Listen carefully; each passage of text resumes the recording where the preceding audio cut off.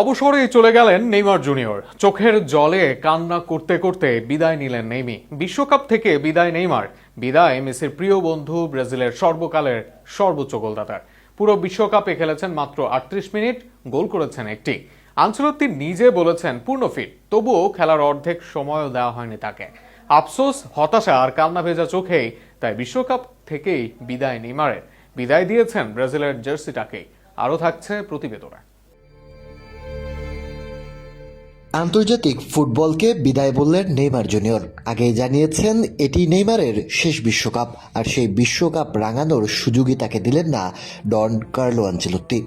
পুরো বিশ্বকাপে তাকে সুযোগ দিয়েছেন মাত্র ৩৮ মিনিট। শুরুর ম্যাচে ফুল ফিট না থাকলেও পরে পূর্ণ ফিট হন তিনি, কিন্তু তাতে লাভ হয়নি।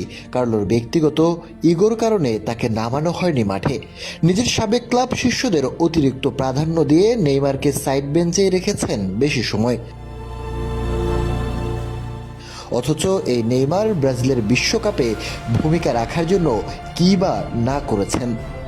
কবিদের যত বিশেষণ, যত উপেক্ষার গল্প, সবকিছু মিলিয়ে একটি পত্র লিখলেও হয়তো পুরো অনুভূতিটা ব্যক্ত হবে না। অথচ ইনজুরির আড়ালে রাখা শরীর নিয়ে যতটা দিয়েছেন ফুটবল বিশ্বকে, কিংবা গত প্রায় দেড় যুগে ব্যক্তিগত পারফরমেন্সে যতটা মুগ্ধতা ছড়িয়েছেন, তা ফুটবল প্রেমীদের হাজারো রাত জাগার কারণ তো অবশ্যই। কারো কারো জন্য তো ফুটবলটা দেখার কারণই তিনি।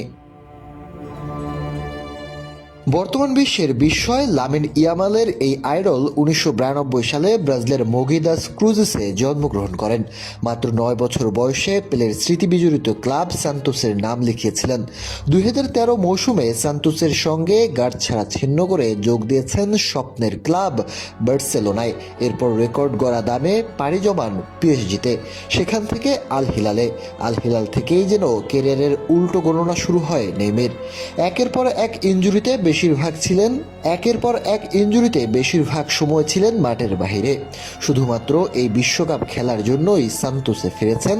নিজের উপর অমানবিক অত্যাচার চালান দ্রুত রিকভার করতে, ছেড়ে দেন সকল বাজে অভ্যাসও, তবে তাতে লাভ হয়নি কিছুই। সেই তো চোখের জলেই সময়ের আগেই, সুযোগের অভাবেই বিদায় নিতে হচ্ছে তাকে। তবে গোটা ফুটবল বিশ্ব জানে, একটি ক্লাবের কোচ হিসাবে খ্যাতি পাওয়া কোনো কোচের যোগ্যতা নেই নেইমারের যোগ্যতা মাপার।